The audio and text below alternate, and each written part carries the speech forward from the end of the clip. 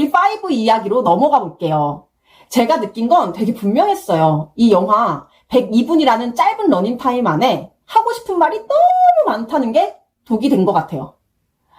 제시를 통해 장난감으로써 아이들을 떠나보내는 이야기를 하려는 건지, 전자기기가 가져오는 변화들을 다루려는 건지, 아니면 아이들이 친구를 사귀고 관계를 맺는 모습을 이야기하려는 건지, 여러 갈래가 한꺼번에 들어옵니다. 문제는 소재 하나하나는 다 나쁘지 않다는 거예요.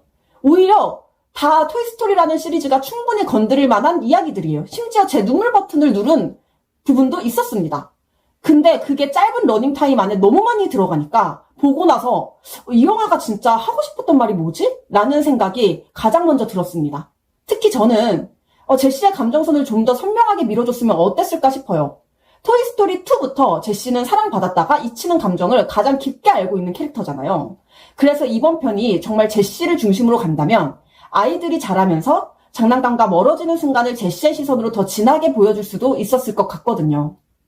반대로 전자기기 이야기를 메인으로 갈 거였으면 장난감이 더 이상 아이들의 중심이 아닌 시대에 토이스토리가 어떤 질문을 던질 건지 그쪽을 더 선명하게 파고들 수도 있었을 것 같고요. 근데 여기에 친구관계 이야기까지 들어오니까 모든 게 중요해 보이는데 그래서 오히려 하나하나가 조금 더 멀어지는 느낌이었습니다. 한마디로 정리하면 이거예요. 토이스토리 5는 볼만한 영화는 맞는데 짧은 러닝타임 안에 너무 많은 이야기를 짬뽕처럼 넣으면서 진짜 전하려는 메시지가 조금 퇴색된 느낌이 있었다.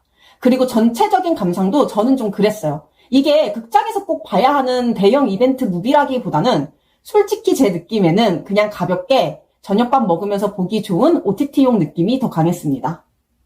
물론 이건 완전히 제 감상입니다. 누군가는 오히려 이번 편에 여러 층위가 좋다고 느끼실 수도 있어요. 근데 저는 보고 나오면서 좋았는데 선명하진 않았다. 이 느낌이 좀 남아있네요.